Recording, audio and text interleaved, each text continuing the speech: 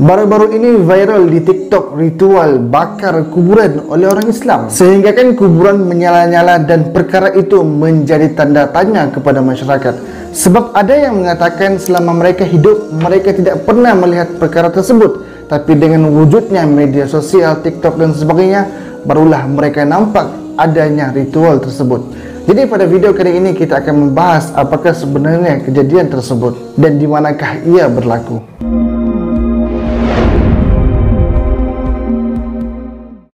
Assalamualaikum warahmatullahi wabarakatuh. Bagi yang belum subscribe, saya Hashim. Bagi yang dah subscribe, terima kasih. Sahabat Malaysia, Indonesia, Brunei, apa kabar? Semoga semua diberikan kesehatan dan diberikan kebaikan di dunia dan di akhirat. Hari ini kita dah berada di penghujung Ramadan dan akan menyambut Syawal. Dan sepanjang bulan Ramadan ini banyaklah perkara yang berlaku. Ada yang aneh, ada yang mempermainkan solat,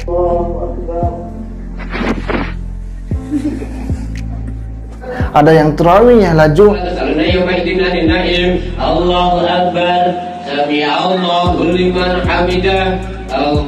ada yang mempertikaikan tradisi kejut sahur, bising untuk kejut kejiranan bangun sahur.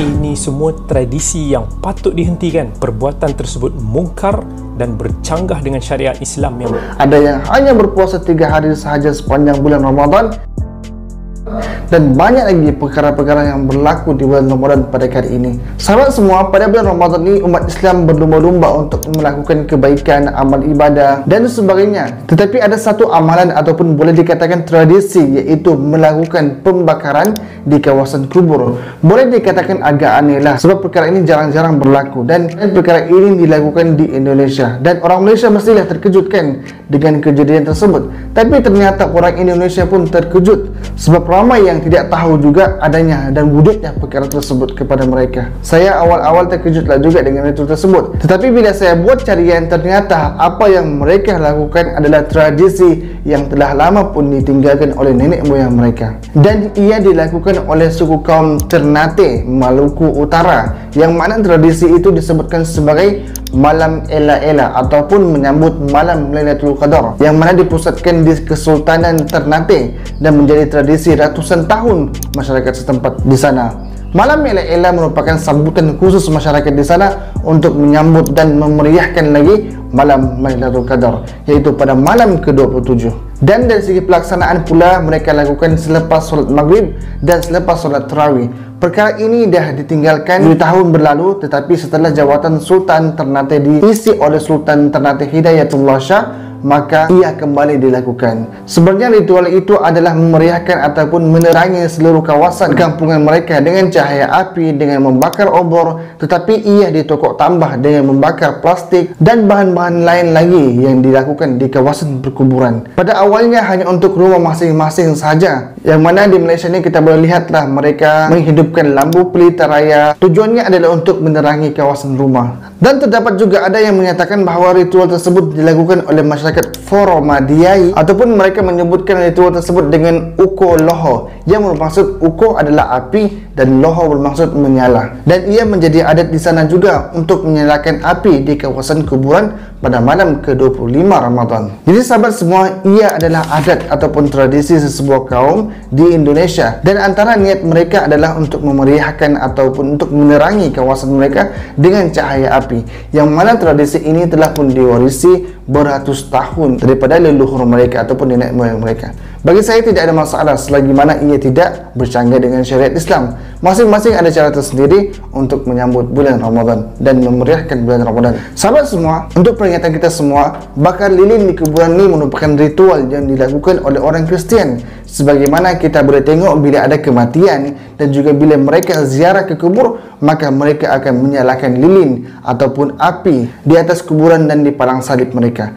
Lilin yang menyala di depan ikon ataupun di kuburan menurut fahaman mereka adalah simbol sebagai doa, tanda aspirasi penyembahan kepada Tuhan mereka. Dan menyalakan api ataupun pelita juga dilakukan oleh agama-agama lain terhadap Tuhan-Tuhan mereka, dan seterusnya menjadi tradisi kepada mereka. Nasihat saya kepada semua umat Islam, janganlah pula kita menyatakan disebabkan lilin itu maka akan teranglah kehidupan si mati. Bagi mereka yang telah pun meninggal, amalan mereka lah yang akan menjadi bekal kepada mereka. Dan hanyalah doa daripada kita sebagai anak soleh kepada kedua ibu ayah kita yang telah pun pergi adalah menjadi sebagai doa kepada mereka. Adapun lilin, pelita, obor hanyalah menerangi kawasan perkuburan di waktu malam saja. Itu saja, bukanlah menerangi orang yang berada di dalam kubur tersebut. Jadi sahabat semua, sama-samalah kita beringat. Jadi hari raya ini mesti ramai yang ziarah pusara ataupun ahli keluarga yang telah pun pergi selamanya. Maka bila ziarah ada adab sebagaimana Rasulullah SAW mengajarkan kepada kita. Antara adab ketika ziarah ke kuburan adalah yang pertama sekali memberi salam dengan salam Assalamualaikum ahlud diyar minal mu'minina wal muslimin wa inna insya'allahu bikum lahikuna as'alullahu lana walakumul afiyah. Yang bermaksud salam sejahteralah kepada kamu penghuni kubur daripada kaum mukminin dan juga muslimin. InsyaAllah kami akan menyusul bersama kamu nanti. Aku memohon kepada Allah untuk keselamatan kepada kami dan juga keselamatan kepada kamu semua. Yang kedua, tidak duduk memijak kuburan orang lain dengan memakai selipar ataupun kasut, sebagaimana sabda Rasulullah yang bermaksud, wahai orang yang memakai sendal, celakalah engkau, lepaslah sendalmu. Lalu orang itu melihat dan tatkala dia mengetahui bahawa orang yang menegurnya adalah Rasulullah SAW, maka dia pun melepaskan dan melemparkan kasutnya ataupun seliparnya. Yang ketiga, membaca surah dan mendoakan ahli keluarga kita yang telah pun pergi selamanya. Baca surah yang kita ingat dan doalah yang baik-baik kepada mereka. Yang keempat, menyiram air di atas pusara, sebagaimana sebuah hadis yang bermaksud sesungguhnya Rasulullah menyiram air di atas kubur Ibrahim anaknya dan meletakkan kerikil di atasnya. Yang kelima, ucaplah perkataan yang baik-baik dan tutuplah aurat bila berada di kawasan perkuburan. Jadikanlah kuburan sebagai peringatan kepada kita semua yang mana kita juga akan menyusul pada suatu hari nanti. Sebab semua manusia akan mati dan apa yang kita kumpulkan di dalam dunia ini akan kita tinggalkan. Jadi cukup sekadar itu sahaja. Jika video ini bermanfaat, jangan lupa untuk share. Assalamualaikum warahmatullahi wabarakatuh.